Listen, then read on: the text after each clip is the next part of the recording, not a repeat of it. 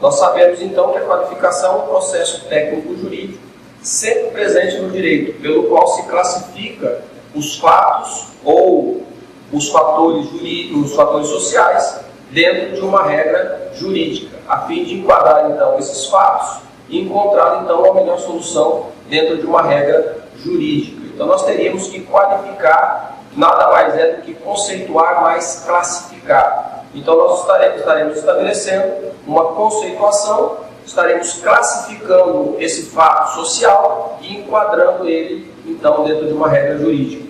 Então, em todos os ramos jurídicos, seja ele direito penal, direito civil, direito tributário, nós temos uma qualificação. Então, exemplo que nós vimos na aula anterior, que no ramo do direito penal, nós teremos os fatos como furto, roubo, apropriação indébita, dentro de um contexto do fato social. E esses fatos se enquadrarão dentro de uma regra jurídica, e a regra jurídica vai estabelecer se é um furto, se é um roubo ou se é uma apropriação indébita. A partir dessa ideia, nós temos então a qualificação. Dentro do direito tributário, isso também é muito nítido. Ocorreu um fato social, e aí a lei vai orientar a pessoa que vai analisar, e essa pessoa vai fazer uma conceituação e uma classificação para qualificar. E aí nós vamos saber se nós estamos diante de um imposto, de uma taxa ou de uma contribuição de melhoria. Ou dentro do imposto, nós estaremos dentro do imposto municipal, estadual ou federal, o IPI, ou o ICMS, ou o ISS. Então nós teremos aí que esta conceituação e essa classificação é importante dentro dos ramos jurídicos para uma boa e justa aplicação das normas jurídicas. A qualificação, então, cumpre destacar que o primeiro tem-se o fato social e o segundo nós temos a norma jurídica. Então, no direito internacional privado se procura ligar o fato a um determinado sistema jurídico para que esta operação de qualificação resolva essa conexão internacional. E pode ocorrer, como nós vimos também em outros ramos do direito, um conflito dessas regras. Então, nós estaríamos diante de um conflito de qualificação. Então, no Brasil, nós podemos ter, como exemplo, um navio, ele é definido como bem imóvel. Nós podemos ter na Argentina que um navio pode ser bem móvel. Por quê? Porque quando nós conceituamos e nós classificamos pelo ordenamento jurídico brasileiro, a lei brasileira fala que, então, ele é um bem imóvel. Então, nós conceituamos um navio, classificamos o navio e chegamos à conclusão que ele é um bem imóvel por acepção jurídica.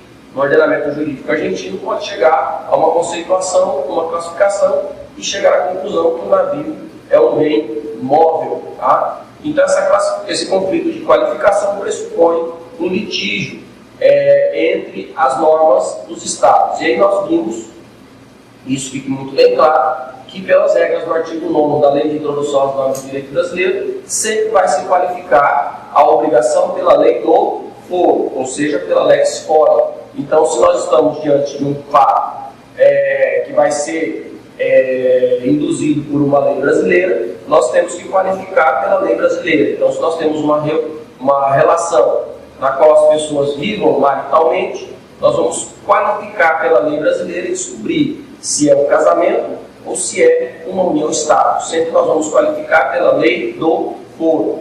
Então, possui então essas mesmas regras de conflito e nós vamos observar que os estados podem fazer uma qualificação diferente e ter um conflito então de qualificações.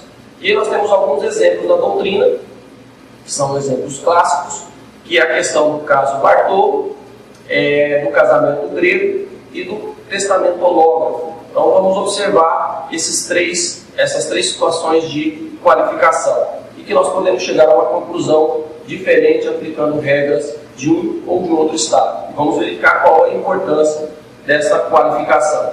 Então, no casal Bartolo, eles se conheceram e se casaram na ilha de Malta, sob o domínio, nessa época, sob o domínio britânico. E, a partir desse momento que eles se casaram sem um pacto antinupcial. E é importante ressaltar que eles estabeleceram o primeiro domicílio conjugal na ilha de Malta. Posteriormente ao casamento, passado alguns anos, eles mudaram para a Argélia, aonde Bartolo veio a falecer. E é importante destacar que eles não deixaram filhos, mas tinham outros herdeiros. e também tinham bens imóveis adquiridos na constância do casamento. E aí, nós podemos ressaltar que na Argélia, nesta época, também vigia-se o direito francês. Então, nós temos como fatos principais que na ilha de Malta se aplicava o direito inglês, na Argélia o direito francês. Que o casal se casa na ilha de Malta, ou seja, então, com base na lei inglesa, estabelece o seu primeiro domicílio conjugal em Malta. Passado um período de tempo, eles migram para a Argélia, adquirem patrimônio, não constituíram filhos, não tiveram filhos da relação, mas tinham outros parentes, podem ser irmãos, pais, mães, enfim. Nós temos aí outros parentes que poderiam ser herdeiros. E qual é o fato que é importante?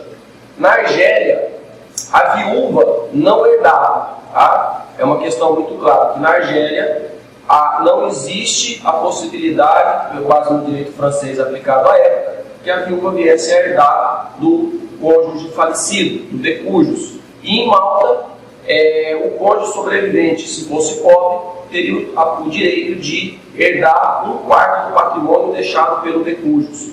Então a questão foi submetida na cidade de Argel, no tribunal de Argel, e aí a viúva queria saber se ela poderia ou não herdar. Então nós sabemos que com base no direito argelino, ela não herdaria, mas com base no direito de Malta, ela poderia herdar um quarto do patrimônio. Isso talvez não tenha influência nenhuma, né, se a gente for contratado por uma pessoa que tinha um único bem. Então se tinha lá uma casinha que valia, sei lá, 10 mil reais, você não vai se interessar pela causa.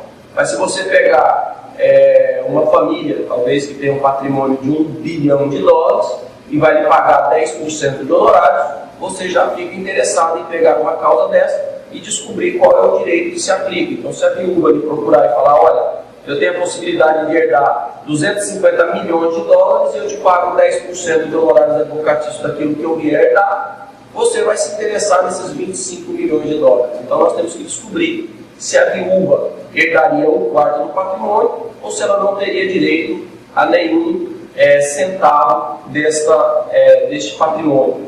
Então a viúva só teria direito ao quarto do patrimônio se decorresse com o regime matrimonial, ou seja, o direito maltês, pois os bens dos cônjuges eram regidos pelo primeiro domicílio conjugal. No caso da lei maltesa, trazia então essa possibilidade da pretensão da viúva. Agora, se fosse classificado como natureza sucessória, aplicaria-se o direito argelino, e no direito argelino ela não teria a possibilidade de levar nenhum centavo com relação a esses bens imóveis. Então, nós tínhamos que qualificar esse fato social e descobrir se se trata de uma questão sucessória, aplicaria-se o direito argelino. Se se tratasse de uma questão relativa ao regime de bens matrimonial, aplicaria-se o direito maltês.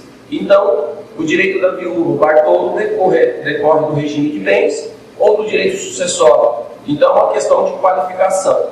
Então, aplicaria-se a lei argentina ou a lei maltesa nessa situação. Então, configurado estaria um conflito de qualificação, em que a Corte Argelina teria primeiramente que decidir como qualificar a questão. E aí nós teríamos que, se fosse aplicada a matéria sucessória, nada receberia a viúva em conformidade com a lei argentina, mas se qualificasse como regime de bens, ela receberia um quarto do patrimônio. Então nós sabemos, se fosse pela legislação brasileira, nós teríamos lá que seria regime de bens, né? Nós teríamos a possibilidade de regime de bens.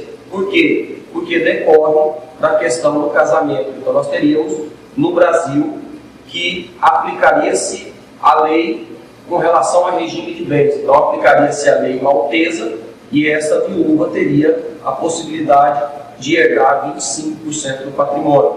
E posterior ao Código Civil de 2002, nós sabemos também que a viúva, dependendo da condição, ela passa também a ser herdeira, então ela teria também a participação na questão sucessória. Mas, se fosse só para a gente qualificar pela lei brasileira, nós teríamos então que se tratava de regime de bens. E aí nós teríamos esse conflito de qualificação entre a lei maltesa ou a lei argelina. Então isso é importante qualificar. No segundo caso clássico da doutrina, é a questão do testamento hológrafo do holandês. O que é um testamento hológrafo? É um testamento particular. Então nós temos duas espécies de testamentos: o testamento público e o testamento particular. No testamento particular, então, nós vamos observar que na Holanda existe uma regra específica, a época, tá? Então, o objeto de aplicação nesse caso seria o artigo 992 do Código holandês, do Código Civil holandês, que deixava muito claro que proibia aos holandeses fazer testamento particular. E aí ocorre uma dúvida: se um holandês fizesse um testamento particular em um outro estado, e aí isso ocorreu, um holandês foi até a França e realizou um testamento particular. E aí se pergunta: esse testamento particular realizado por um holandês é válido ou ele não é válido? Então nós temos que fazer uma qualificação. Essa questão é uma questão de capacidade. O holandês não tem capacidade para celebrar um testamento particular. Então, o Código Civil holandês, no artigo 992, fala expressamente que um holandês não tem capacidade para celebrar um testamento particular, diz respeito, então, à capacidade da pessoa, ou o testamento particular diz respeito à sua forma, porque na França era possível, então, se realizar um testamento particular. A lei previa um testamento particular. Então, nós temos uma questão de capacidade ou uma questão de forma. Então, nós vamos ter que fazer essa qualificação. E aí nós vamos observar que dependerá, então, dessa qualificação para atribuir se aplica o dispositivo francês anulando o testamento ou se aplica o direito francês validando esse testamento.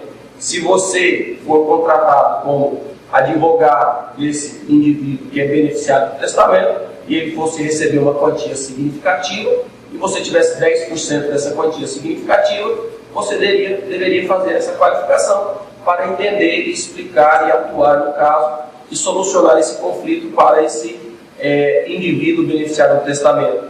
Então, se os tribunais franceses atribuírem a regra do estatuto pessoal, nós poderíamos falar que nada receberia o indivíduo. Mas se o tribunal francês aplicasse o direito francês, que era possível, quanto à forma de celebrar um testamento particular na França, nós temos situações distintas.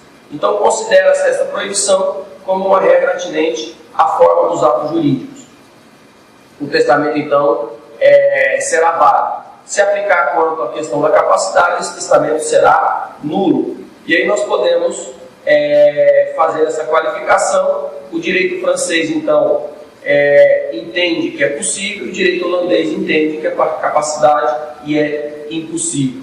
Então nós temos uma diversidade de qualificação e aí nós vamos ter que fazer esta qualificação para saber se é possível ou não. Quanto ao direito brasileiro, nós já temos a resposta. Nós sabemos que isso diz respeito à questão de forma. Está lá no artigo 9º da Lei de Introdução às Normas do Direito Brasileiro e diz que para qualificar e regir as obrigações, aplica-se a lei do país aonde for celebrado. Então, o testamento é uma obrigação, então vai se aplicar a lei do país aonde ele foi celebrado. França, então na França é possível celebrar um testamento particular, então esse testamento seria válido. Agora, por outro lado, se dissesse respeito à nacionalidade, aplicaria-se a lei holandesa e o estatuto, então, pessoal, neste caso, fala que seria nulo. Mas sabemos que a regra pelo Brasil aplicaria a lei francesa e esse testamento seria válido. O último caso clássico é a questão do casamento grego ortodoxo. Então, um grego que tem a sua religião ortodoxa contrai núpcias civis com uma francesa na França, ou seja, ele casa somente no civil, e que na França era possível o indivíduo contrair um casamento só no cartório de natureza civil, sem considerar a lei do país do grego que observava a questão que o casamento deveria ser realizado na igreja. Então, o ordenamento grego exigia a celebração religiosa até 1982. E a partir daí a Grécia muda suas regras e tem a possibilidade do casamento civil também. Então nós podemos perguntar se esse casamento do grego ortodoxo realizado na França, observando só o casamento civil, é válido ou não é válido. Então esse casamento será válido ou não? nós precisamos novamente de uma qualificação.